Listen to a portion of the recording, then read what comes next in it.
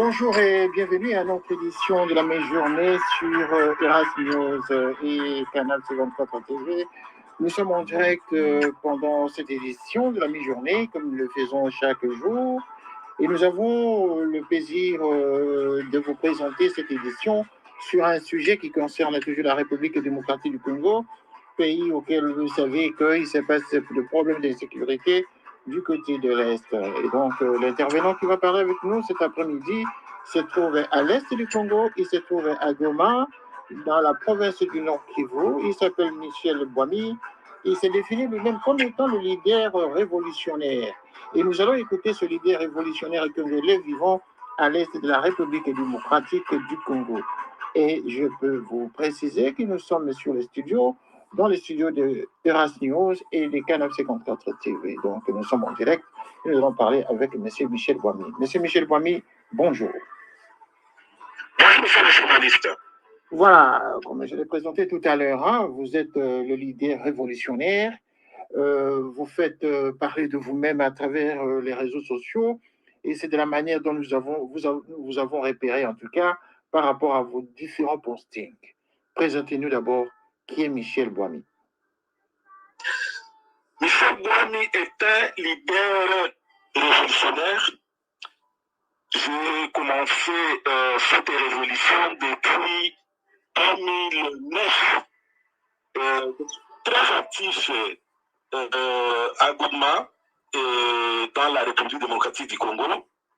J'ai vécu entre Goma et Belgique. Mais beaucoup de Goma, ma résidence principale, ça se trouve ici à Goma.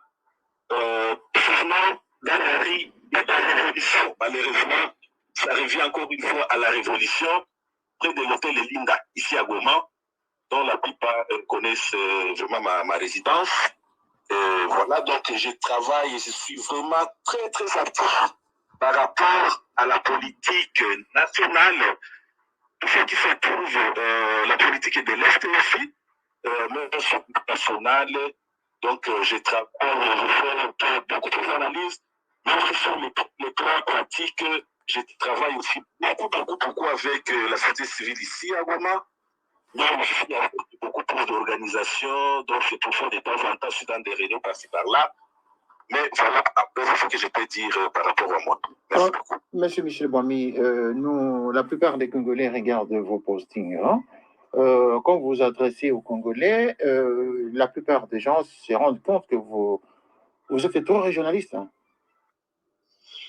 Je remercie carrément les journalistes. Comme vous le savez, le Kivu a connu beaucoup de problèmes. Beaucoup de problèmes sécuritaires, hein, que je peux dire.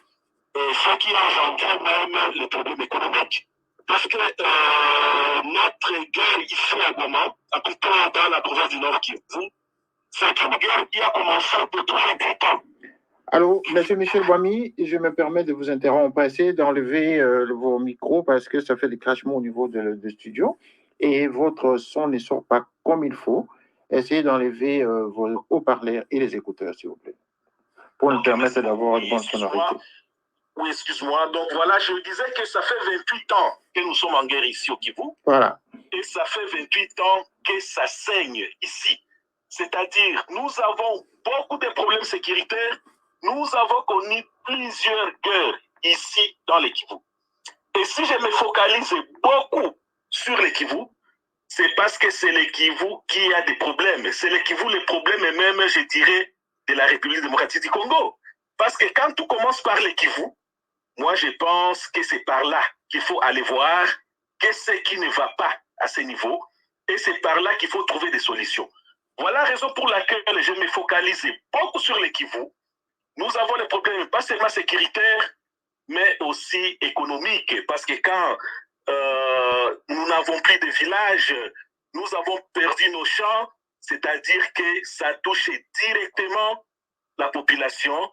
Et c'est cette population-là, parmi même cette population, qui va souffrir et que parfois vous vous demandez pourquoi est-ce qu'il y a beaucoup de groupes armés, pourquoi est-ce qu'il y a beaucoup de manipulations même de ces groupes armés, de politisation même de ces groupes armés. C'est tout simplement parce que ces gens ont tout perdu. Ils ont perdu pas seulement leur village, ils ont perdu leurs champs, mais surtout qu'ils ont perdu leur dignité. Voilà, merci beaucoup, c'est ce que je voulais dire par rapport à ça. D'accord, merci Michel Bami. Vous dites que vous avez perdu les champs, vous avez perdu leur dignité, les populations ont perdu leurs avoirs. De quelle manière ont-ils perdu ces avoirs et de quelle manière on les a délogés? C'est qui est derrière tout ça? Ce qui est derrière tout ça, c'est comme je viens de dire, ça fait 28 ans que nous combattons ici. Nous avons commencé cette guerre depuis 1992. Et jusqu'à aujourd'hui, nous continuons à faire. C'est-à-dire que ce sont les guerres qui ne s'échangent que des noms. La guerre donc, contre à cette qui? époque, quand nous avons. Vous vous battez contre qui? L'ennemi, c'est qui? Eh bien, pour être précis, c'est contre les Rwandais. Parce que quand ça a commencé à Walikale, entre Walikale et Massissi, précisément en Toto, on appelait ça Kanyarwanda. Et ce sont juste les noms qui s'échangent. Jusqu'à aujourd'hui, on parle de M23. On a parlé de RCD Goma. Donc, ce sont juste les appellations qui s'échangent. Donc, en bref, nous nous battons contre les Rwandais et nous nous battons pour notre dignité. Parce que quand tu perds ta dignité, c'est-à-dire tu as tout perdu. Voilà la raison pour laquelle notre combat est vraiment digne et légal. Merci beaucoup. Voilà, M. Michel Bami, nous allons parler justement de la question d'actualité. Hein. Depuis le 12 juin 2022, c'est-à-dire ça fait une semaine déjà que il y a beaucoup le Congo, en tout cas à partir de l'Est, ça chauffe en tout cas avec cette entrée de ce mouvement M23 de côté de Bunagana. Vous avez connu 3 événements en tout cas majeurs actuellement au courant de la semaine. Et nous avons noté, par exemple, la prise de Bunagana dans la nuit du 12 juin, suivi également du 16, par exemple, les manifestations anti-rwandaises du côté de Goma, et le 17 suivi de l'affrontement tragique des militaires à la petite barrière Goma, entre Goma et Gizeni. Et tous ces événements qui ont bousculé comme ça les populations de l'Est entrent toujours dans cette logique de la lutte que vous menez contre l'agression rwandaise. Alors, par rapport à Bunagana, par exemple, quel est le rôle des FARDC? Voilà, je veux encore m'excuser une fois de plus. La FARDC ne peut rien faire. Moi, je pense que c'est une armée qui est juste manipulée. C'est une armée qui est juste manipulée. Pourquoi? Ces enfants, ces hommes qui sont là, ce sont nos pères qui sont en train de mourir pour rien. Ils sont en train de se battre, mais ils sont toujours trahis par Kinshasa. Voilà la raison pour laquelle les gens peuvent dire que voilà, Michel Bouami était un indépendantiste et comme ça. Mais le problème, c'est quoi? Quand l'équipe va bien, c'est-à-dire que c'est toute la République qui va bien. Oui, vous avez le problème de Bunagana qui se trouve ici, l'armée, la FARDC qui se trouve ici. Vous allez voir qu'ils sont là, ils ne sont pas nourris, ils n'ont pas de munitions, ils n'ont absolument rien. Et à partir de ça, comment voulez-vous que cette armée puisse se battre au front? C'est pratiquement impossible. Et en ajoutant qu'il y a la trahison entre les autorités de Kinshasa, et là je suis très précis, c'est par rapport à Félix Tshisekedi qui est le commandant suprême de l'armée, parce qu'il faut citer son nom. Ils sont là, ils vont se battre. En fait, ce qui se passe à Bunagana, moi j'ai vu la même chose avec les CNDP à Kichanga. À un certain moment, on s'approchait à Kichanga et on voulait même attraper Kundabantuari. On était déjà à 200 mètres de pouvoir l'attraper. Et voilà l'ordre qui vient de Kinshasa. Non, vous devez arrêter et vous devez reculer. C'est comme ça que Kundabantuari s'était même échappé dans les collines et jusqu'à se retrouver au Rwanda. Donc c'est le même scénario que nous sommes en train de vivre aujourd'hui. Cette trahison, ceux qui sont au front, ces militaires qui se battent à Rutshuru et à Bunagana, ce sont nos pères qui sont en train de mourir par la trahison de Kinshasa, tout simplement. Merci beaucoup. La trahison par rapport à cette situation, M. Bouami, c'est quand même très compliqué quand vous citez le nom du chef de l'État. C'est très dangereux, ça. Mais si je cite le nom du chef de l'État, qu'il assume, c'est lui le commandant suprême de l'armée. S'il est commandant suprême de l'armée et que son armée ne va pas, lui-même, ce n'est même pas Michel Bouami qui l'a dit. Il a dit ouvertement quand il était en Côte d'Ivoire qu'il y a des corruptions dans son armée, que son armée contribue même à l'insécurité, contribue même aux tueries de l'Ituri et du Kivu. Ce n'est pas pas Michel Bouami qui l'a dit. Pourquoi est-ce que quand c'est moi qui l'ai dit et que ça doit être prise dans une ampleur, je ne sais pas comment. Lui-même, il a dit en Côte d'Ivoire, et là je précise. Donc voilà cette trahison. Lui-même qui n'arrive même pas à défendre son armée, tout simplement parce qu'il y a des arrangements politiques avec Kagame. Ce n'est pas Michel Bouami qui va faire quelque chose. Voilà la raison pour laquelle je dis que la trahison, nos militaires qui sont en train de mourir, la population qui sont en train de se battre ici au Kivu, ils sont en train de mourir. Toute cette trahison, ça vient de Kinshasa, ça vient du commandant suprême de l'armée.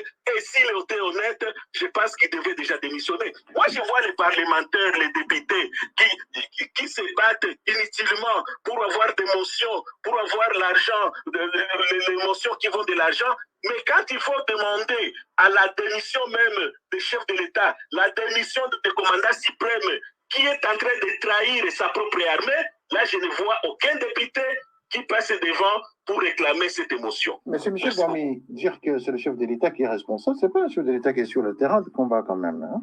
Il est aussi trahi par les éléments, il est aussi trahi par les généraux qui sont envoyés au front.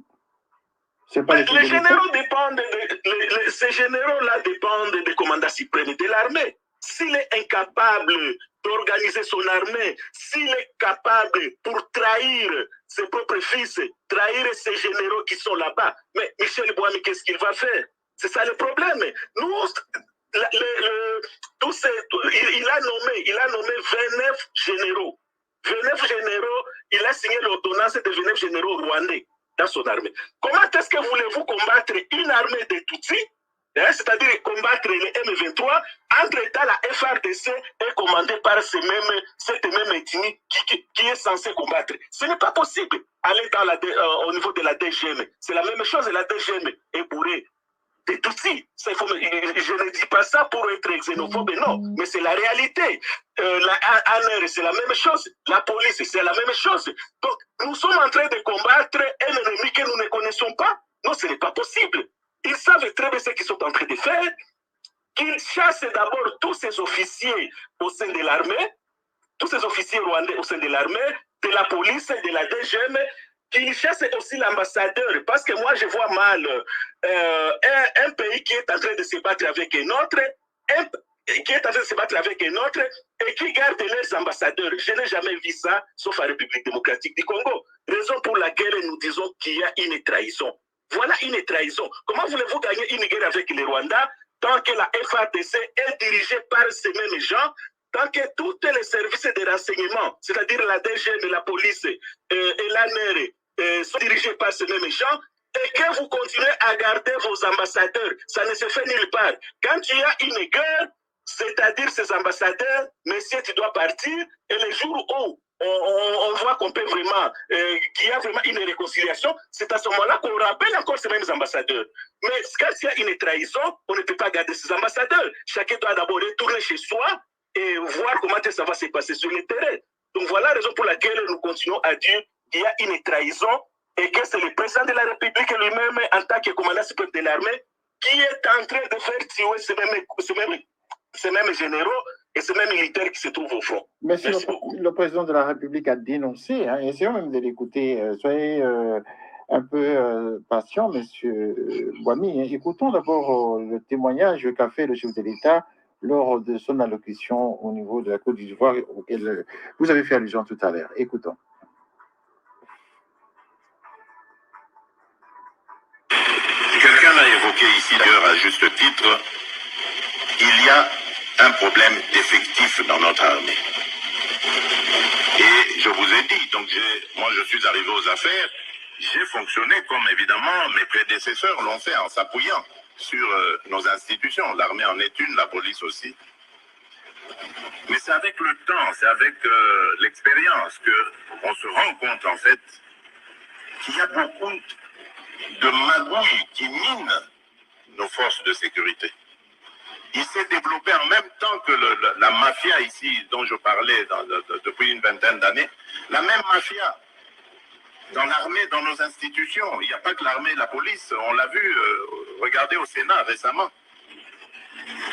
C'est toute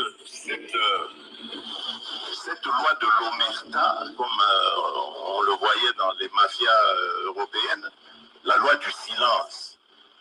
On tue en silence, on magouille en silence, on trafique illégalement de manière illicite en silence.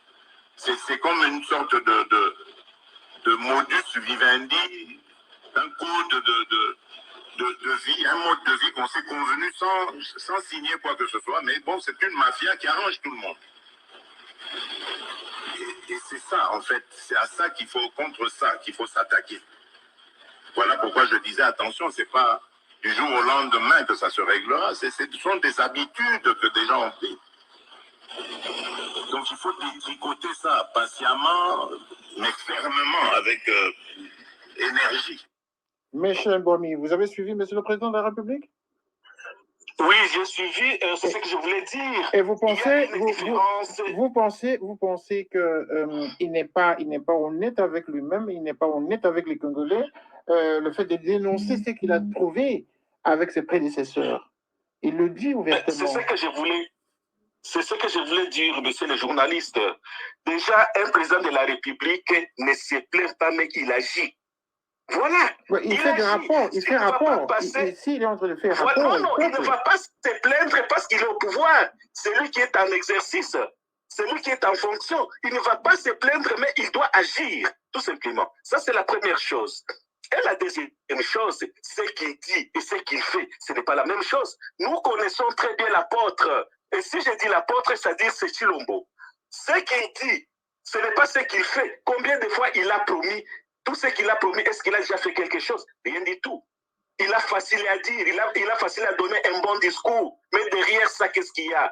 Il va aller signer les accords avec Rwandais pour que Rwandais puisse venir exploiter les airs congolais. Mais il va aller signer les accords pour que les Rwandais puissent exploiter l'or et les quotas de la République démocratique du Congo. Les accords par-ci, par-là. C'est ça le problème en fait. Moi, le problème des discours politiques, c'est ça le problème. Nous, les révolutionnaires, on ne se base pas dans les discours, mais nous, on observe et on agit. C'est ça le problème. Donc voilà un peu le problème de Chilombo. Il aime bien promettre, il aime bien faire de bons discours, mais sur le plan pratique, il fait juste l'inverse. C'est ça le problème en fait. Le problème de la République démocratique du Congo, notamment de l'Est, remonte, en tout cas, les commodités sont très loin. Du part même de la position géographique et des ressources minières de ce côté de la République, fait parler en tout cas d'elle et appelle à beaucoup de jalousie des lobbies internationaux, vous le savez très bien. Et les accords même qui ont été signés même avant l'arrivée de Laurent Désiré Kabila en RDC, est-ce que ces accords ne vous interpellent pas qu'aujourd'hui c'est le pouvoir actuel de Félix Tshisekedi qui en pâtit? Non, il n'en pâtit pas parce qu'il a donné plus même que ce que Joseph Kabila a donné au Rwandais. Il a donné, je dirais même 10 fois plus, et pas seulement ça. Le problème de dire que voilà, il en pâtit, tout ça. Non, ce n'est pas vrai. Parce que lui-même, il a dit qu'il va mourir pour les Kivu. Il va mourir pour les Kivu, mais il fait l'inverse de ce qu'il a dit. Mais c'est ce que je viens de dire. Faire un bon discours ou promettre, ça, c'est encore plus facile. Mais il faut maintenant exercer, il faut maintenant accomplir ce que vous êtes en train de promettre. C'est ça le problème de Chilombo. Ce qu'il fait sortir de sa bouche, ce n'est pas ce qu'il fait. Il a promis de mourir pour la FRDC, mais le premier a trahi encore cette même FRDC. Le Kivu est là. Nous savons 28 ans que nous sommes en guerre. Vous savez, le Kivu, nous n'avons rien à perdre aujourd'hui. Nous n'avons rien à perdre. Si vous attendez parler à Goma, par-ci, par-là, les manifestations, les gens disent que voilà, nous voulons la guerre. C'est parce que nous avons déjà tout vu. Les Kivusiens ont déjà tout vu. Nous avons déjà vu même lorsque, à l'époque de la RCD, RCD Goma qui était ici, ils avaient enterré même 17 femmes vivantes. Nous avons déjà tout vu. Donc aujourd'hui, nous ramener une guerre de plus qui va au moins faire à ce que nous puissions la gagner, ça ne peut pas nous empêcher de la faire. Ça ne peut pas nous empêcher de la faire. Ici, nous n'avons pas peur de guerre. Tout ce que nous avons peur, c'est cette trahison. C'est cette trahison. Quand nous voyons tout ce qui se passe sur le terrain, au front, et ce qui se passe à Goma et plutôt à Kinshasa, ce sont des choses différentes. Moi, je vais vous donner un exemple. À Bunagana, il y a le général Chirimwami qui était commandant des opérations à Bunagana et tout ça, avec plusieurs autres colonels qui étaient derrière. On les avait délogés là-bas. Il avait fui à Luganda, vers Luganda, il avait traversé la frontière. 2 jours après, ils sont encore retournés jusqu'à se retrouver à Rutshuru, encore à la République démocratique du Congo. Mais moi, je vous dis qu'il est encore là-bas à Rutshuru. Est-ce que ça, c'est normal? C'est quoi être militaire? Quand tu as perdu une guerre, qu'est-ce qu'on fait pour un commandant, un général qui vient de perdre une guerre? C'est tout simplement, on devrait les reprendre. Il y a des options. Soit on les fout en prison, soit on l'exécute. Ce sont les 2 choses qu'on fait pour un militaire qui perd la guerre. Mais moi, je peux vous dire aujourd'hui que ces militaires, ces officiers qui ont perdu la guerre de Bunagana, ils sont encore à Rutshuru. Et même à Rutshuru, on est en train de les repousser. Parce que le M23 avance maintenant même vers Rutshuru là-bas. Rutshuru, c'est à 70 km de Goma, ce n'est pas loin de Goma. Donc, s'ils arrivent aujourd'hui à prendre Rutshuru, c'est-à-dire qu'il y a une seule route qui va se diriger vers Goma. Donc, c'est ça le problème en fait.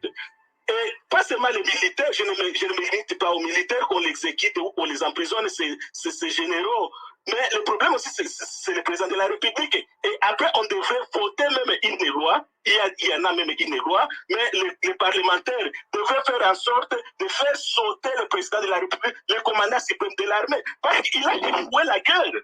Il a échoué la guerre de Bunagana. C'est lui le commandant suprême de l'armée. Quand on va sanctionner le général Chirimwami qui a échoué la guerre à Bunagana, ben on doit aussi sanctionner en même temps le commandant suprême de l'armée. Mais on laisse Chirimwami tranquille et le président de la République, c'est-à-dire le commandant suprême de l'armée, est là-bas.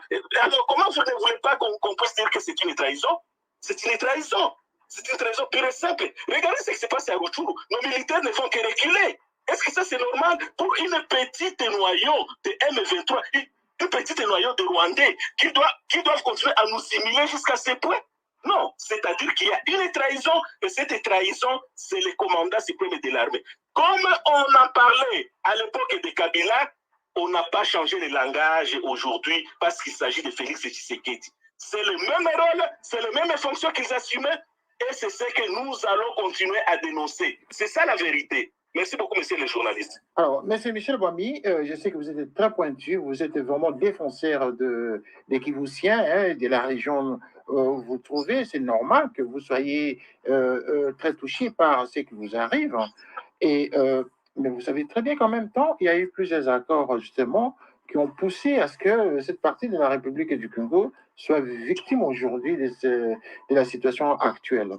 Avez-vous entendu dans le passé le professeur Carré parler des différents accords qui ont été signés pour faire entrer les forces rwandaises au Congo? Je vous prie d'écouter un peu un extrait de cette déclaration. Merci beaucoup. Dans cet accord, les 2 parties conviennent de ce que les armées rwandaises peuvent entrer au Congo et surveiller les 9 frontières de ce pays. L'accord existe. Nous en avons des copies. Le 18 du même mois, de la même année, le ministre congolais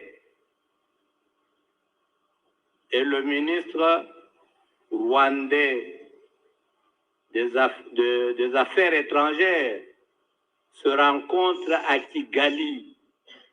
Ils signent un accord. Dans l'accord, ils acceptent que les services de renseignement rwandais peuvent entrer au Congo, sillonner toute la République pour assurer la sécurité. Ils le font chaque jour. Nous avons accepté, pendant que nous dormons, les autres circulent. repère les sites miniers, contrôle nos frontières, sillonne tout le pays. Enfin, c'est-à-dire pour l'exposer. Parce que les données, nous en avons à revendre. Vous connaissez le fameux accord du 23 mars 2009 entre le Congo et Kundabatware, le CNDP.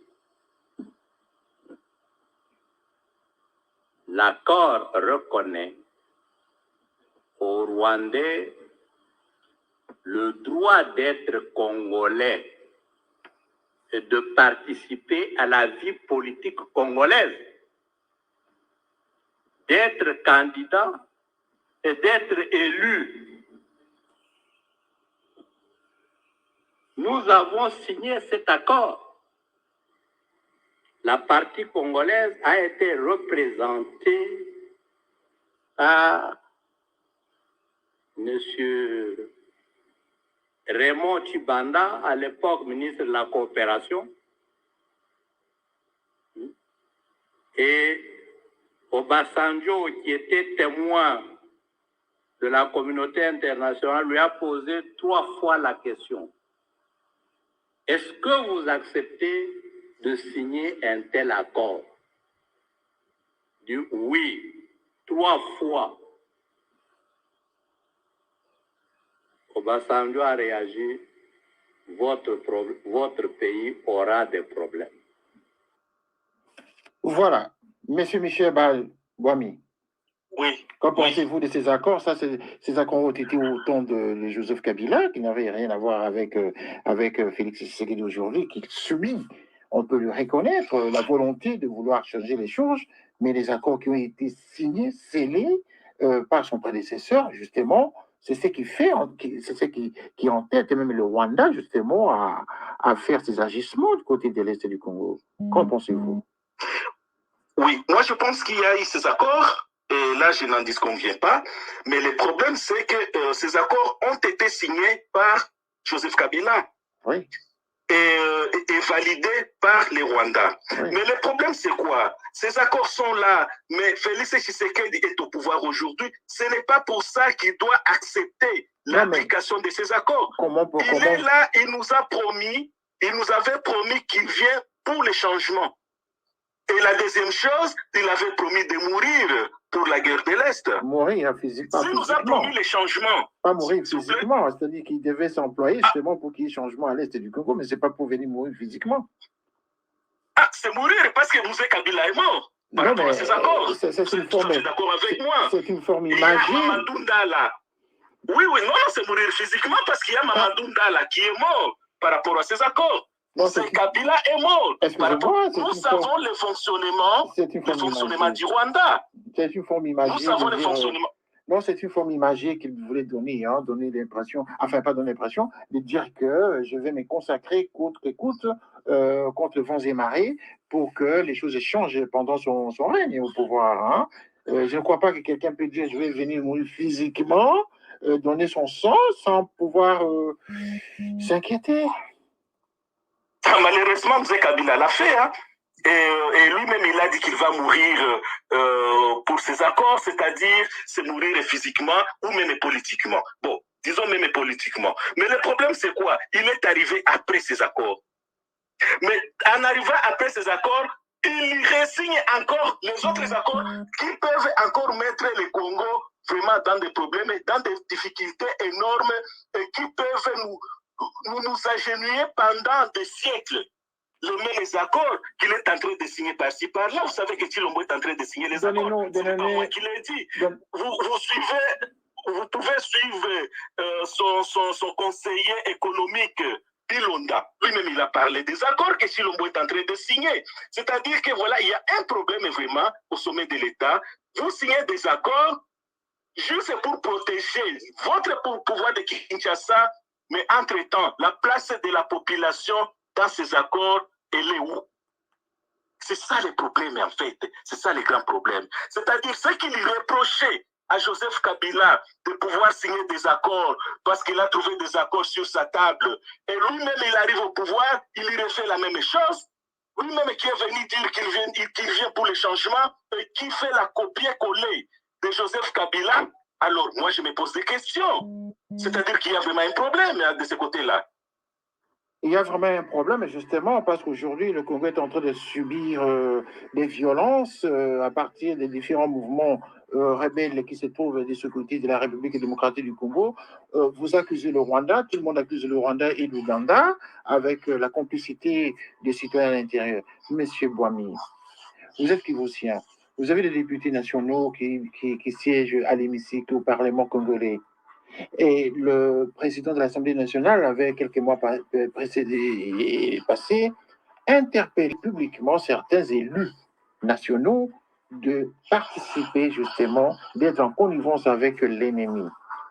Avez-vous suivi cette interpellation du président de l'Assemblée nationale Mbosso et quelle est votre interprétation des faits? Ne pensez-vous pas que certains élus du Kivu soient des connivences avec les groupements rebelles? Monsieur le journaliste, je suis tout à fait d'accord avec vous. Mais il faut que ça aille plus loin. Moi, je peux vous citer même les noms. Il y a les certains, Mwanga Chuchu et consorts. Ils se sont même disputés au Parlement hier parce qu'il fallait sauvegarder, chacun devait protéger ses hommes, ses intérêts, ses milices et consorts. On a tous suivi cette affaire. Mais le problème est que cette logique aille plus loin. Parce que cette trahison ne vient pas seulement au niveau du Parlement, mais ça vient aussi au niveau du commandant suprême de l'armée, ça vient au niveau des garants de la nation, c'est-à-dire le président de la République. Non. Donc, s'il faut condamner, ou quand il faudra condamner ou juger ces députés-là, parce que je sais très bien que ces députés existent, et j'ai essayé même de vous donner leur nom ici, quand il faudra les juger ou les condamner, mais il faudrait aussi qu'on interpelle les garants de la nation, le président de la République. Parce que nous avons des preuves, il y a des accords qui sont là, il y a beaucoup de choses qui se passent, mais c'est quelqu'un qui est toujours resté tranquille. Ce Parlement, moi j'appelle ça, ces complexes Ndombos, je ne sais pas quoi. Tout ce qu'ils savent faire, c'est de protéger celui qui l'a mis au pouvoir, c'est-à-dire protéger le président de la République.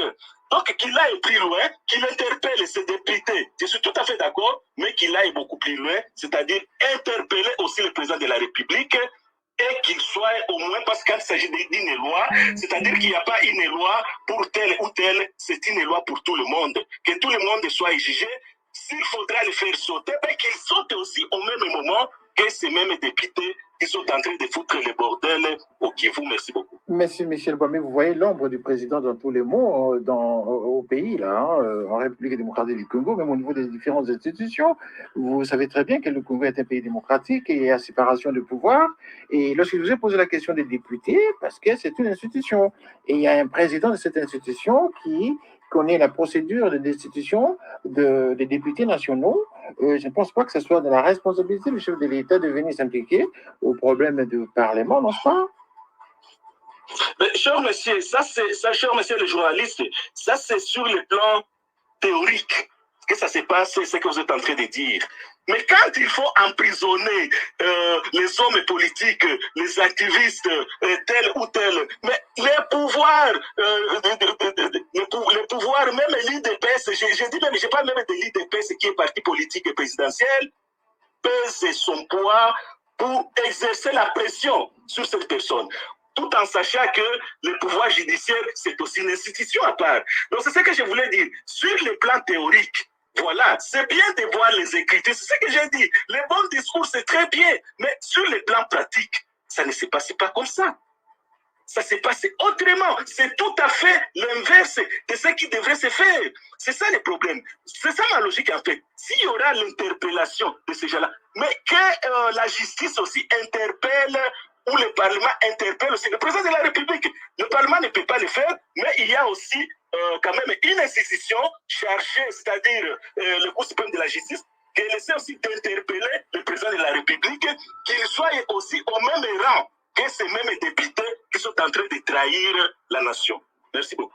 Voilà, merci Michel Boamy. Nous allons passer à la deuxième partie de cet échange avec vous dans cette émission Le Grand Dialogue de la mi-journée sur Uras News et Canal 54 TV. Je rappelle que nous sommes le lundi 20 juin 2022. Il est 13h36 GMT dans nos studios de Londres. Et donc, nous allons maintenant parler de notre sujet, M. Michel Boamy, le sujet de l'actualité. Oui. Hein. Vous savez que, comme nous avons évoqué au début de l'émission, avec les échauffourées que nous avons connus au début de la semaine dernière, et nous sommes en train de parler justement de Bunagana qui est toujours contrôlé par les éléments du M23. Considérez-vous le M23 comme étant un mouvement terroriste ou c'est une portion des Rwandais qui envahissent le Congo? Moi, je ne considère pas ça comme un mouvement terroriste, mais je considère tout simplement ça comme une agression. Il faut être clair, le mouvement terroriste et agression, ce sont les deux choses différentes. C'est une agression, c'est une... De qui? Comment? S'il vous plaît? De qui? Quelle est l'identité vous donnez à ces éléments-là? L'identité, ils ne font pas passer de gauche à droite, c'est l'identité rwandaise. Tout simplement, c'est les Rwandais qui agressent la République démocratique du Congo. Alors, si c'est le Rwanda. D'accord. Oui, alors, écoutez, le Rwanda et l'Ouganda. Et l'Ouganda, les deux. Les deux qui agressent le Kivu et la République démocratique du Congo. Écoutons Paul Kagame à ce sujet, hein, et nous allons revenir.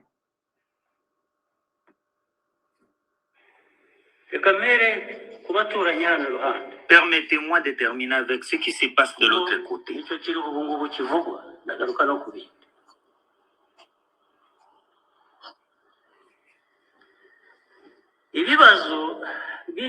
problèmes qui se passent au Congo,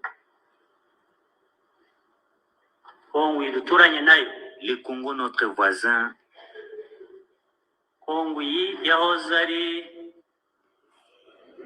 qui était autrefois Rwanda, Burundi et Congo belge.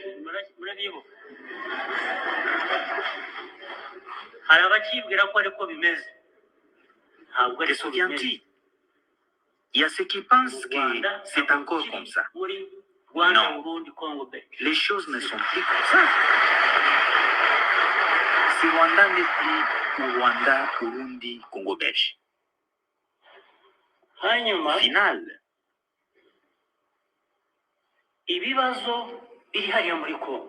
les problèmes qui existent là-bas au Congo, leurs instigateurs existent.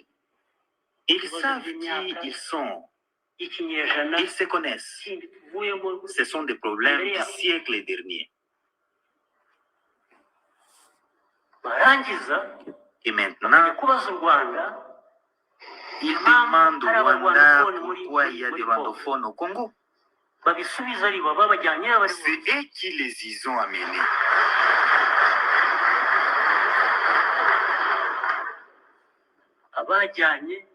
Qui les ramènent les rwandophones. Ceux qui ont installé ces rwandophones, qui sont exécutés au quotidien. Et ce sont des gens qui nous donnent des leçons sur des droits de l'homme. Ils se taisent et tolèrent ce qui se passe contre eux. Ils se retournent et nous accusent les problèmes congolais. Ils devraient supporter les problèmes eux-mêmes.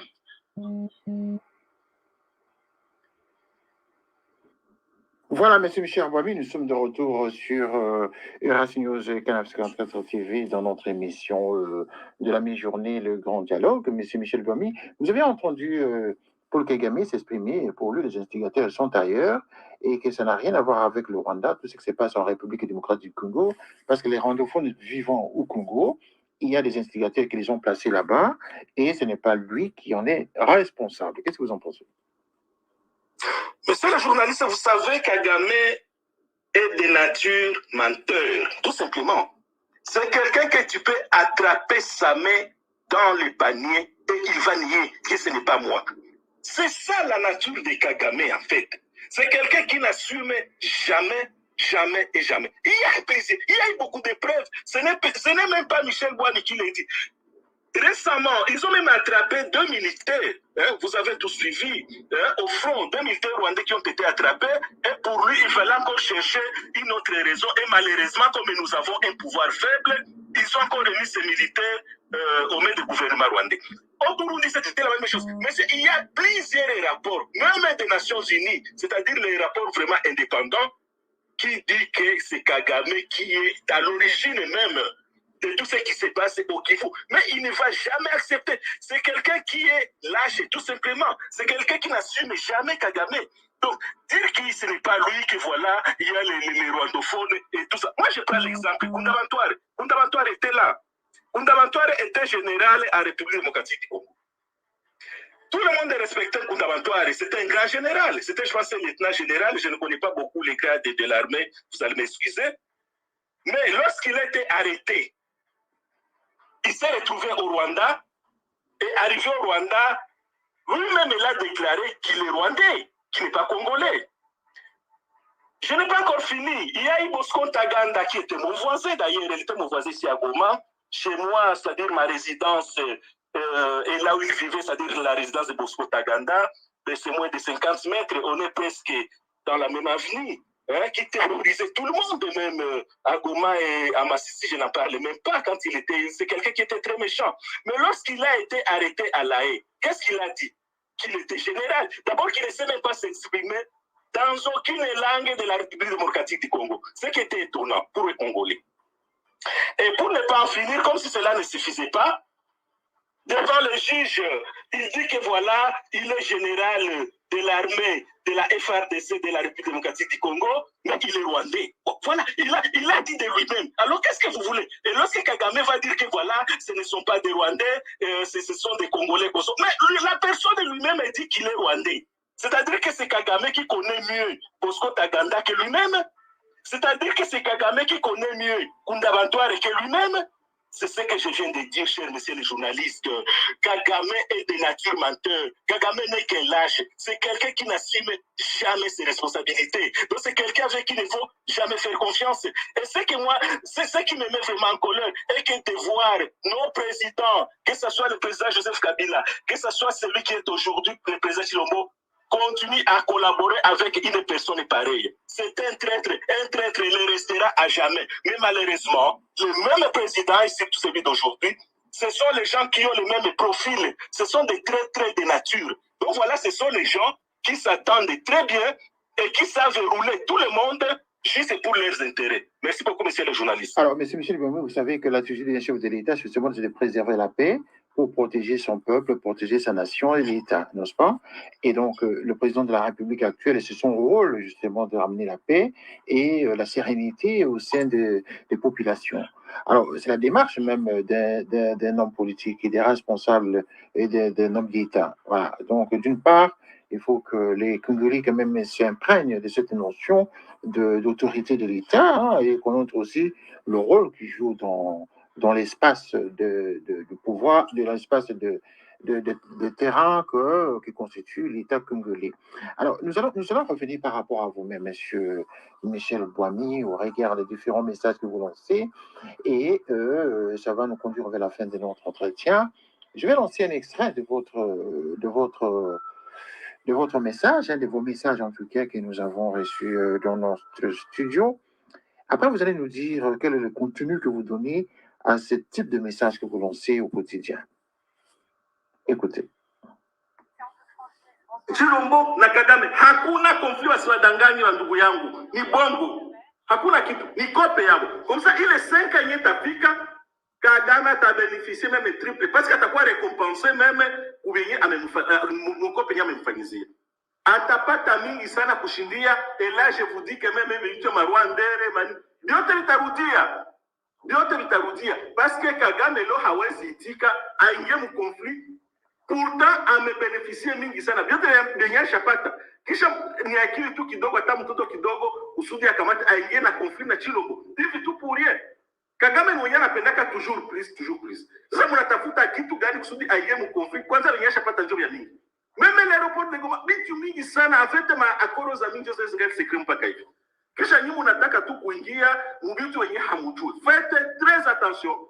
90% ya Congolais mtatombe mwile piège. Surtout na j'adresse hapa Mswahili. Nijua kusema sasa watoto akimusikie mzuri. Musifate ile aventure. Iko bongo, habana na conflit hata kidogo. Hakuna conflit nyingi iko nayo. Ni question kupatia ile legitimité usudi ba Congolais ba mvote tena mu 2023 que voilà ligombanisha Kagame cette fois-ci unaona ndio sasa après 2023 atawanyonga mzuri sasa. Na Chilombo atabanyonga mzuri sana na Kagame atabanyonga mzuri sana. Mais Chilombo ametoka kwa Fansema, mnataka sasa sahau deja. Mwe des jours tu mnataka sasa sahau deja. Mchunge sasa après 5 ans ingine bila tawafanyizia. Mfungue akili. Si les révolutionnaires tunakuwaka toujours tunaanticiper vitu. Na ndio force tu kwenye nakuwaka pale. Asante sana Michel Bwani. Voilà, monsieur Michel Bormig, jusqu'à quel point vous pouvez imaginer ce genre de scénario de la part du président de la République et Paul Kagame? Pensez-vous qu'il peut rouler comme ça un peuple en mettant un scénario de conflit pour donner l'impression que rien ne va, alors qu'en dessin, ils sont en train de jouer un jeu? Est-ce possible ça? C'est vraiment possible. Je vais vous dire pourquoi, cher monsieur le journaliste. C'est ce que j'ai dit encore une fois. Ce qu'il dit et ce qu'il fait, ce n'est pas la même chose. C'est ça le problème à fait de Chilombo. C'est quelqu'un qui ne faut jamais croire à la parole. Les scénarios qu'ils sont en train de faire est que de dire que voilà, bon messieurs, bon comme vous n'avez pas la légitimité et que voilà, comme j'ai dit là-bas, voilà pour ne pas répéter la même chose. Donc, en bref, c'est pour dire que voilà, il y a un scénario qui est en train de se jouer et c'est à nous, Congolais, de faire très attention, de ne pas tomber dans ces pièges. Et c'est ce qu'ils sont en train de nous donner. Afin que nous puissions tomber dans ces pièges, c'est-à-dire voter encore une fois de plus la même personne en 2023, c'est-à-dire Chilombo en 2023. Et c'est à ce moment-là que Chilombo va vous écraser et Kagame va vous dévorer. Tout simplement. Moi, je préfère être clair là-dessus. Moi, je ne mange jamais mes mots. Donc, les chers Congolais, faire très attention. Nous devons faire attention de ne pas tomber dans ces pièges. Il n'y a pas une guerre qui est en train de se passer au Kivu, une guerre réelle. Il n'y en a pas. C'est un scénario qui est en train de se passer. C'est une guerre de procuration. C'est une guerre qui a double jeu. C'est-à-dire, les mêmes personnes se connaissent. Rappelez, cher monsieur le journaliste, dans son cabinet, le cabinet du président Chilombo, il y a un certain Pisselele qui est là-bas, qui est l'œil et l'oreille de Paul Kagame, qui est le conseiller personnel même du président Tshisekedi. Mais qu'est-ce que cette personne fait encore là-bas? Si c'était vraiment si ce n'était pas vraiment un scénario, qu'est-ce que cette personne fait encore là-bas? C'est une personne qui a une très grande influence dans le cabinet du président de la République. Monsieur Karega, tout ce qu'il a fait, l'ambassadeur du Rwanda, avec tout ce qu'il a humilié même les Congolais, il a nié même le massacre, le génocide des Congolais. L'ambassadeur rwandais, il est toujours là. Personne n'ose le bouger. Pourquoi? C'est tout simplement parce que nous sommes en train de vivre un pouvoir d'occupation. C'est vraiment qu'il faut dire, c'est un pouvoir d'occupation. Personne ne peut chasser Karega. C'est le chef de Chilombo. Bisselele qui est là-bas. Bisselele, moi je l'ai connu, je l'ai vu une fois à Kampala parce que je voyage un peu beaucoup. Mais c'est quelqu'un qui, quand il est en Ouganda, il a les gardes du corps ougandais. Une personne civile qui a des gardes du corps ougandais. Moi je l'ai vu à Kampala à l'aéroport. J'étais même étonné de voir Fortuna Bisselele avec des gardes du corps ougandais. Ce n'est pas possible. Et quand il est au Rwanda, c'est la même chose. Donc, c'est vraiment, nous avons un grand problème. C'est un scénario qui est en train de se jouer. Faites très attention de ne pas tomber dans ces jeux. C'est une façon de les donner à Tshisekedi. Tout simplement, cette légitimité qu'il n'en a pas jusqu'à aujourd'hui. Au moins 90% des Congolais ne fait pas de Tshisekedi, de Félix Tshisekedi. Ce qu'ils devaient faire, c'était de jouer ce scénario. Que voilà, nous allons faire à ce que tu puisses gagner cette guerre. Comme les Congolais détestent les Rwandais, nous allons jouer ce rôle comme ça, en sorte que tu puisses faire comme si tu gagnes cette guerre, tu puisses t'affronter à moi, et les Congolais vont dire que voilà, nous avons trouvé cette fois-ci un Messie. Mais ça sera un faux Messie. Parce que juste après les élections, il va revenir encore plus méchant, il va encore beaucoup plus se piller, et en plus ça sera comme ça sera son fait mandat, son fait de la deuxième mandat, il sera encore plus difficile à gérer que ce que vous êtes en train de le voir aujourd'hui. Alors, Merci beaucoup, monsieur le journaliste. Monsieur Michel Boimi, est-ce que vous ne pensez pas que ça, c'est le fruit de votre propre imagination en disant que 90% n'aiment pas le président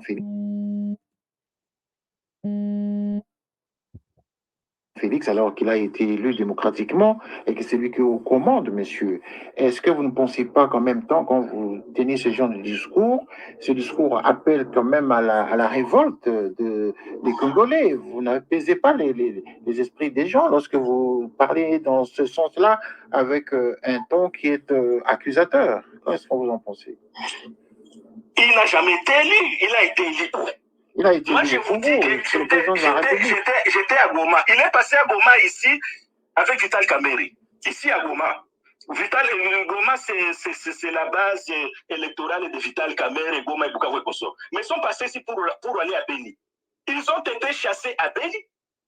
Ils ont été lapidés même à Beni, soi-disant fief électoral de Vital Kamerhe. Nous reviendrons lors de notre prochaine émission. Nous allons parler de la légitimité de pouvoir du président Félix Tshisekedi. Aujourd'hui, il s'agissait de l'actualité par rapport à la situation à Goma. Bon, nous allons entendre vers la fin de notre émission, M. Michel Boimi, mais avant de terminer, j'aurais bien voulu que nous parlions un tout petit peu de le climat de paix, le climat de sérénité que les Congolais devraient observer après les appels que nous avons eus et puis les différents messages de notabilité et puis de certaines personnalités, hautes personnalités du continent. Écoutons d'abord le message, par exemple, de Madame la représentante des Nations Unies au Congo, qui lance son message. Écoutons-le. De la région des Grands Lacs. J'en appelle à toutes et à tous, tournons le dos au racisme et à la xénophobie. Ne cédons pas aux discours incendiaires qui n'ont que trop nourri la violence en République démocratique du Congo et chez nos voisins. Travaillons ensemble à la paix. Comme l'a souligné le secrétaire général des Nations Unies, Antonio Guterres, les discours de haine sont un danger pour tous et c'est notre devoir à tous de les combattre. Monsieur Michel Boimi, pensez-vous que ce sont des discours de haine actuellement? Non, moi je ne pense pas, mais de toutes les façons, ces gens, tout ce qu'ils peuvent dire, voilà, c'est tout ce qu'ils peuvent dire. Moi, quand je vois les Nations Unies, je vois la MONUSCO, je vois tous ces gens-là, c'est la même chose. Il n'y a pas de discours de haine. Vous savez, moi, je peux vous dire quelque chose. Vous savez, je suis Kivusien et je suis aussi au Kivu. Ici, au Kivu, ils vont dire que voilà, vous êtes en train de vous attaquer à des civils. C'est ce qu'ils sont en train de dire. Vous attaquez à des civils. Mais vous savez que ces civils, même soi-disant civils, et parfois qui portent même voilà, les tenues civiles, les costumes et les chemises et comme ça, mais ce sont ces gens-là, quand vous allez entrer dans leur maison, ce sont ces gens-là qui cachent les armes. Et tous ces gens-là, la plupart, je dirais presque tous, je dis bien presque tous, parce qu'il peut y avoir une exception, peut-être une marge de 1%, mais presque tous ces gens-là, ce sont des militaires, même leurs mamans. Ce sont les mamans qui s'entraînent militairement. Au Kivu, moi je parle même du Kivu ici, parce que c'est le problème qui se trouve déjà ici au Kivu, beaucoup plus. Ce sont les mamans qui, tu vas voir, elle a une épargne comme une maman normale, mais intérieurement c'est une militaire. Elle a une formation militaire, elle sait porter une Kalachnikov et elle va même se battre au Rwanda. Et je vais dire quelque chose pour terminer. De toutes les façons, si Kagame, si c'est Tutsi, voilà, ils disent qu'il ne faut pas s'attaquer à tout le monde. Mais nous n'avons pas encore vu ces gens de Tutsi qui passent même sur les médias ou qui font même des manifestations. Nous attendons par exemple une manifestation de voir que les Tutsis qui s'opposent même de ce qui s'est passé, de cette occupation. Nous n'avons pas encore vu ça. Et vous ne verrez jamais des choses pareilles. Ce sont les gens qui sont là, mais voilà, ils ne font pas s'attaquer à ces gens-là parce que ce ne sont pas des militaires. Oui, je veux dire que ce ne sont pas des militaires, mais qu'ils dénoncent plus ou moins ce qui est en train de se passer, qu'ils dénoncent plus ou moins les tueries, les massacres qui sont en train de se passer. Organiser même une manifestation de dire que voilà, parce qu'ils disent voilà, ils sont une communauté, je ne sais pas tout, et qu'au sort, il y en a, j'ai oublié même les noms, parce ils avaient même, ils font même des réunions par-ci par-là, mais qu'ils organisent aussi par exemple des manifestations de dire que voilà, Nous sommes des Tutsis, nous nous opposons contre ces gens. Et on voit des banderoles, et on voit ces gens-là, par exemple, marcher jusqu'à, par exemple, à la petite ou la grande barrière de Goma. Et là, on dirait que voilà, au moins ces gens sont plus ou moins peut-être sérieux. Mais quand vous êtes là, vous dites que voilà, vous êtes des peuples, vous êtes des Congolais comme tous les autres. Mais entre-temps, vous êtes en train de jouer le double jeu. Parce que jouent le double jeu, ces gens-là. Est-ce que ce n'est pas le Et fait la que... plupart, moi, je ne fais pas le discours de haine, je dis ce qui est réel, c'est-à-dire ce qui est légal. Au Rwanda, si tu as l'un des parents, l'un de tes générations qui était rwandais, je parle de la constitution rwandaise, ces gens-là sont des Rwandais. C'est-à-dire, ils ont les doubles nationalités rwandaises. C'est-à-dire, il y a une carte d'identité une carte d'électeur de la République démocratique du Congo, mais ils ont des cartes d'identité rwandaises. Mais vous allez voir, à chaque fois que nous avons un problème avec les Rwandais, mais ils choisissent directement leur camp. Ce n'est pas qu'on s'attaque contre ces gens-là. Moi, je n'accepte pas non plus à ce qu'il puisse y avoir le fait qu'on puisse aller tuer tous les Rwandais qui se trouvent partis par là. Mais nous voulons, ce que je demande, qu'ils puissent se dénoncer, qu'ils puissent choisir leur camp d'une manière officielle. Que voilà, nous sommes des Congolais et nous voulons participer aux activités des Congolais. Nous refusons à ce que Kagame puisse mettre ses pieds ici. Nous refusons à ce que Kagame puisse continuer à tuer les Congolais. Mais ce sont les mots qui ne sortiront jamais dans les bouches de ces gens-là. Jamais. Vous allez suivre Nyaruga, vous pouvez le suivre du matin au soir, Rubero du matin au soir et les autres, tous ceux qui vont dire que voilà, il y a les sécurités. C'est le mot qui me prononce tout simplement. Il y a les sécurités, tout ça. Mais condamner Kagame, prononcer même le nom de Kagame, comme je suis en train de le faire ici, ce sont les gens qui ne le feront jamais, jamais et grand jamais. Vous pouvez dormir, vous pouvez vous réveiller, et 1000 ans après, vous n'attendrez jamais, jamais, jamais ça. Alors, pour terminer l'émission, il y a eu des échauffourées à Kinshasa, il y a eu une opération menée par les populations à la recherche de tous les Rwandais, justement, qui devaient être saccagés et rapatriés vers le Rwanda. C'était quand même un discours de xénophobie qui a été dénoncé par le prix Nobel de la paix, Denis Mukwege, dont je vous prie d'écouter quand même sa réaction. Après, nous allons terminer l'émission avec vous. Écoutons.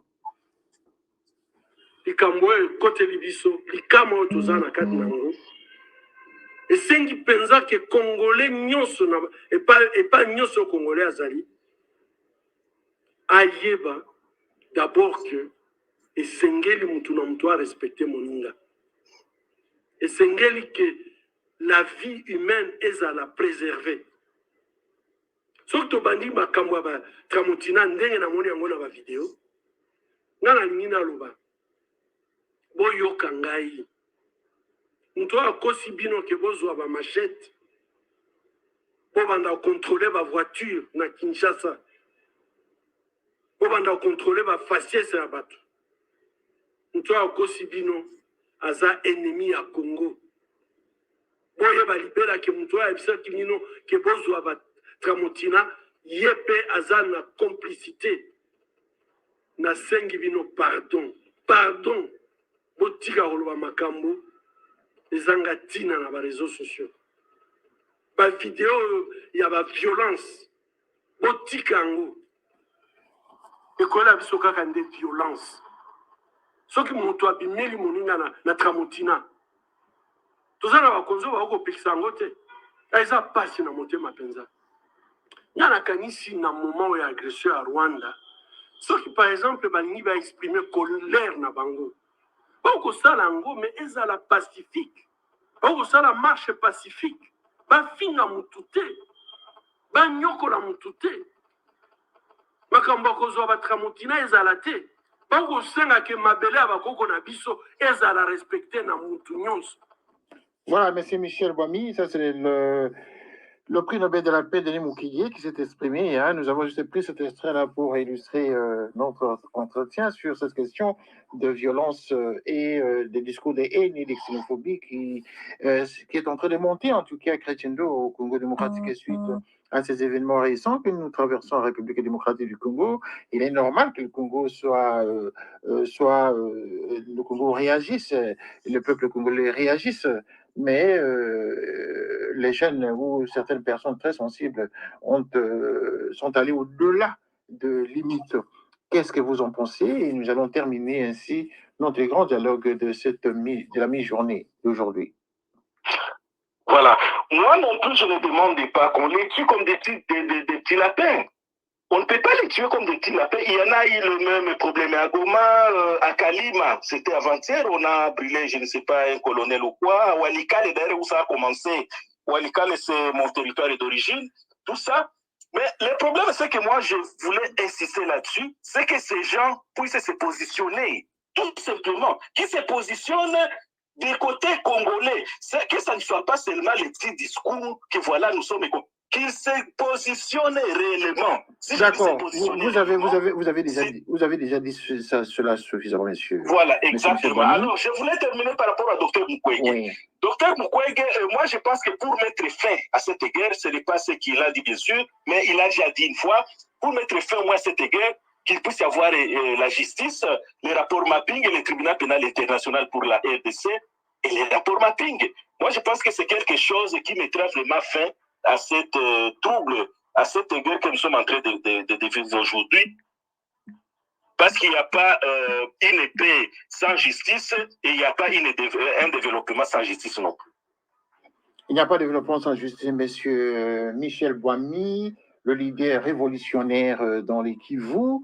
Vous avez été très, très, très pointu. Vous avez répondu à toutes nos questions, en tout cas avec satisfaction d'une grande partie des auditeurs qui nous suivaient pour le moment.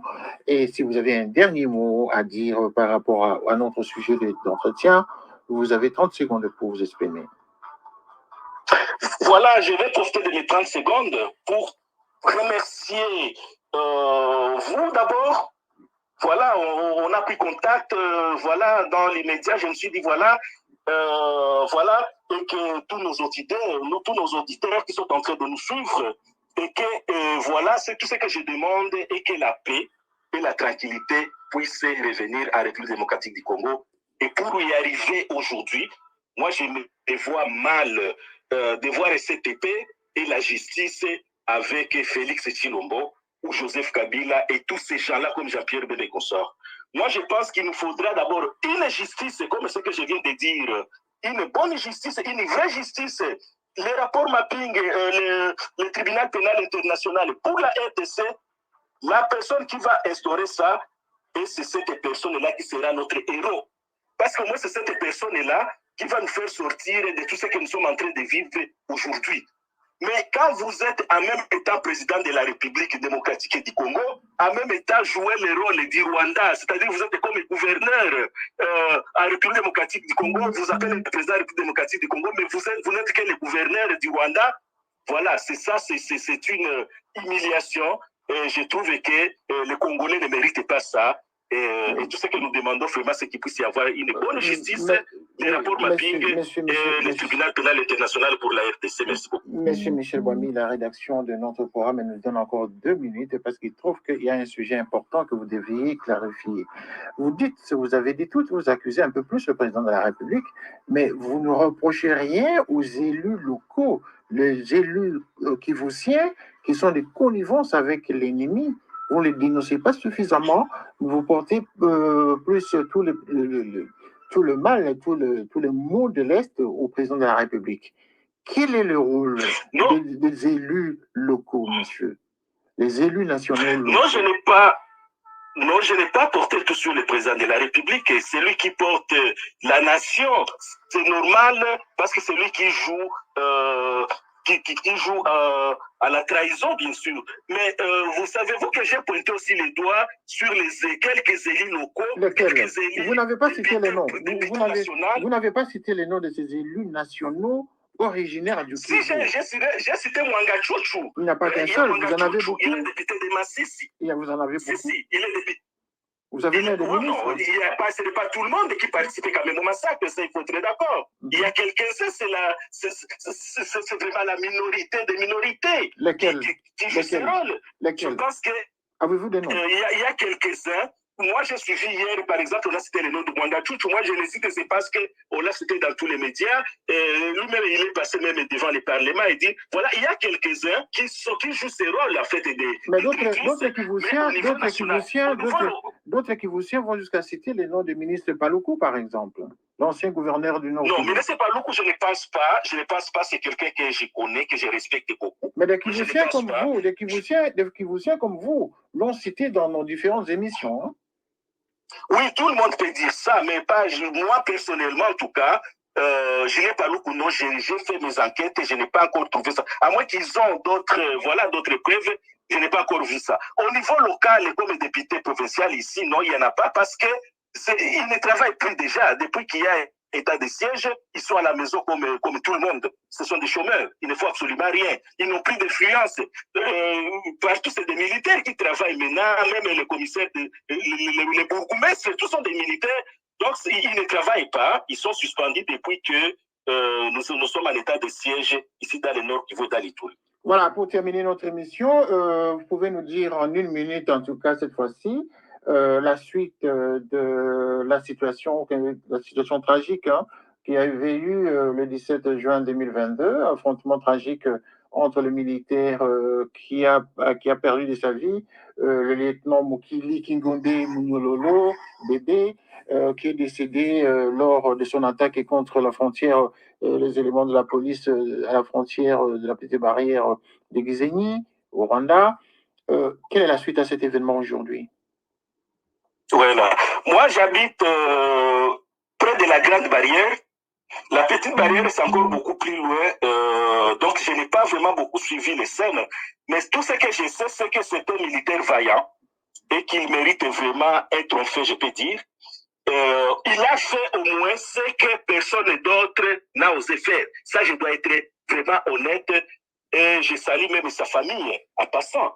Parce que ce qu'il a fait, c'est un acte de désespoir, tout simplement.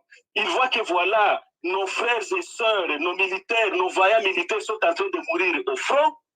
Et le président de la République est là. Il a vu cette trahison, en fait, c'est ce que nous dénonçons tous les jours.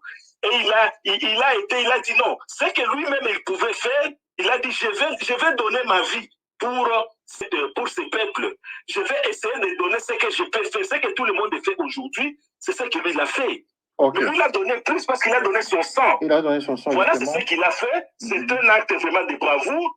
Et nous avons demandé même au gouverneur militaire ici, le gouverneur Nzima, nous lui avons demandé hier, ainsi que le maire de la ville, que le nom de la petite barrière, c'est-à-dire il y a une grande route à la petite barrière, que ça puisse être baptisé à son nom. Nous savons que ça sera difficile parce que nous avons demandé la même chose pour Mamadou Ndala, pour que le rond-point Signès puisse faire partie de son nom. Jamais nous n'avons eu une réponse satisfaisante, tout simplement parce que ceux qui sont au pouvoir sont des traîtres. Et faire un acte pareil, ça sera réveiller la conscience même de tous les Kivusiens, de tous les Congolais en général. Et ça, ils veulent toujours nous garder dans l'obscurité. C'est leur objectif, hein, nous garder dans l'obscurité. Et voilà la raison pour laquelle ils ne peuvent pas accepter notre demande. Mais nous l'avons fait. Et nous sommes très reconnaissants à ce que le militaire a fait hier. C'est vraiment un acte de bravoure. Vraiment, merci beaucoup. Eh bien, cet acte de bravoure doit être suivi de vos démarches, les démarches administratives qui sont peut-être pas assez efficaces pour faire entendre vos revendications auprès des autorités administratives. Probablement que vous allez dans tous les sens et vous ne faites pas des efforts du point de vue administratif et suivre la procédure normale. C'est probablement la raison pour laquelle vous n'êtes pas écouté, monsieur Michel Bouami. Vous savez, cette procédure de Mamadou, ça fait 4 ans que nous sommes en train de suivre cette procédure. Nous ne savons même pas si cette lettre, ce courrier existe encore au niveau du gouvernorat et au niveau de la mairie de la ville. On ne pense pas. C'est ça que je viens de dire. Ils ne peuvent pas accepter à ce que ça puisse se mettre en application, tout simplement parce que ça va réveiller le peuple.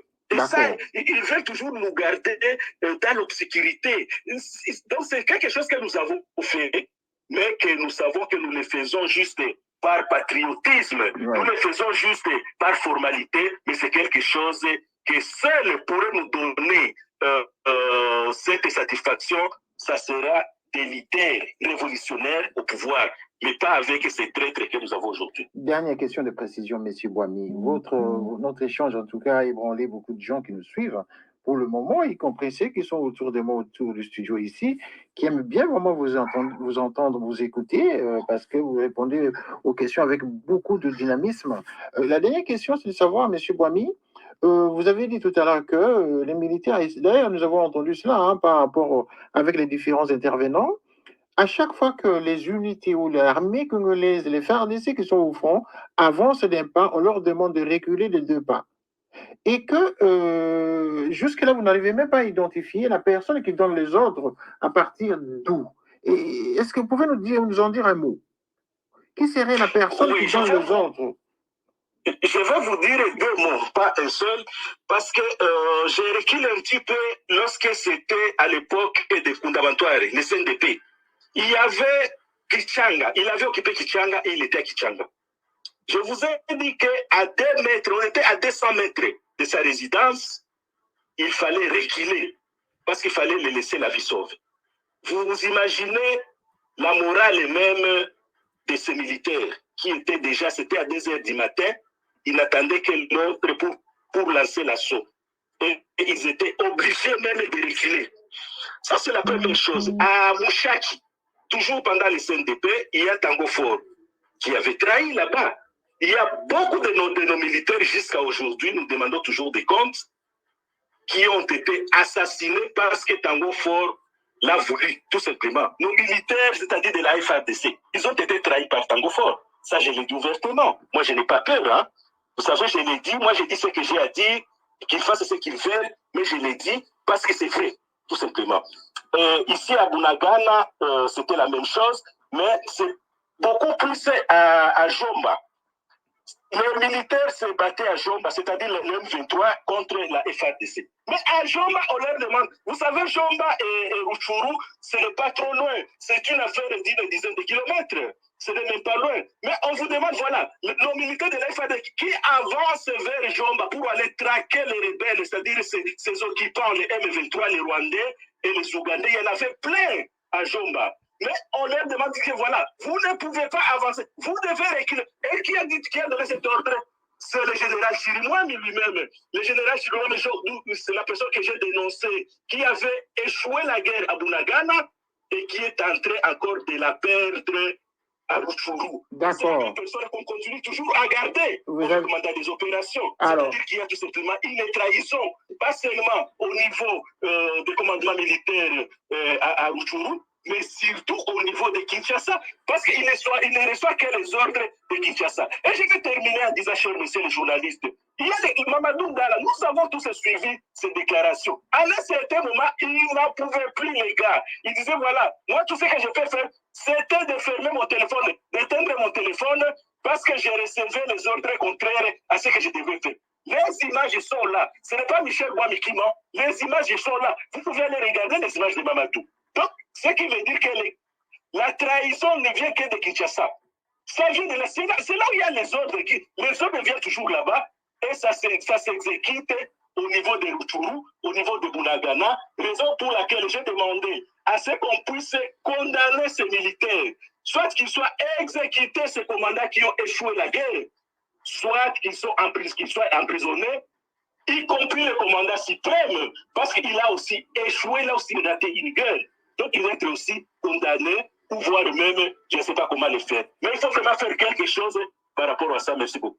Merci, vous avez tout dit, monsieur Michel Boami, vous avez tout répondu. En tout cas, vous avez, à la grande satisfaction de tous ceux qui vous écoutent sur nos antennes de Eras News et Canal 54 TV, vous avez répondu à toutes nos questions à cette émission, le grand dialogue de la mi-journée du 20 juin 2022. Il est 14h15 GMT à notre studio. Vous pouvez toujours nous appeler au 44 73 06 18 115 27.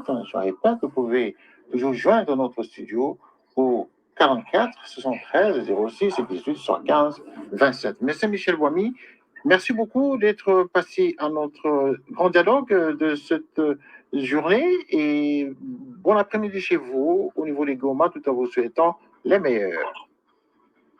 Merci beaucoup à tous ceux qui nous ont suivis. Merci beaucoup à messieurs les journalistes. Au revoir et très bon après-midi. Merci. À vous autant. Au revoir. À vous, chers amis téléspectateurs qui nous suivent pour le moment, nous vous remercions d'avoir été nombreux à suivre notre grand dialogue avec notre invité de la mi-journée.